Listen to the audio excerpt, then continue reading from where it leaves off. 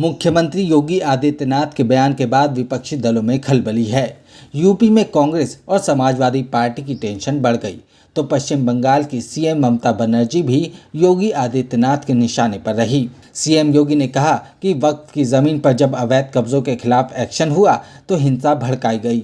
पश्चिम बंगाल के मुर्शिदाबाद में 3 दलित हिंदुओं को घर से खींचकर मार डाला गया। मुख्यमंत्री ने कहा कि ये वही गरीब, दलित और वंचित लोग हैं जिन्हें जमीन वापसी के बाद असली फायदा होना था। सीएम योगी राजधानी लखनऊ में थे, जहां वो बाबा साहब भीमराव अंबेडकर सम्मान अभियान के कार्यक्रम में बोल रहे थे। उन्होंने कहा कि कांग्रेस, समाजवादी पार्टी और टीएमसी जैसे दल सिर्फ वोट बैंक की राजनीति करते हैं। सीएम योगी ने बांग्लादेश में हिंदुओं पर हो रहे अत्याचार की बात उठाई। उन्होंने कहा कि वहां ज्यादातर पीड़ित दलित हैं। उन्होंने जिक्र किया कि जोगेंद्र नाथ मंडल ने पाकिस्तान का साथ दिया था, लेकिन 1 साल भी वहां नहीं रह पाए। आज भी उनके फैसलों का खामियाजा बांग्लादेश के दलित हिंदू भुगत रहे हैं। सीएम योगी ने कहा कि सीएए के जरिए उन पीड़ितों को नागरिकता देने की कोशिश की गई जो पाकिस्तान, बांग्लादेश और अफगानिस्तान में धार्मिक आधार पर प्रताड़ित होते हैं। लेकिन कांग्रेस और समाजवादी पार्टी जैसे दलों ने सीएए का विरोध किया और देश में भ्रम फैलाया। सीएम योगी ने पूछा कि अगर पीड़ित हिंदू भारत नहीं आएंगे तो कहां जाएंगे। मुख्यमंत्री का आरोप था कि जो लोग दलितों और वंचितों की जमीन पर कब्जा करते हैं उनका सीधा संबंध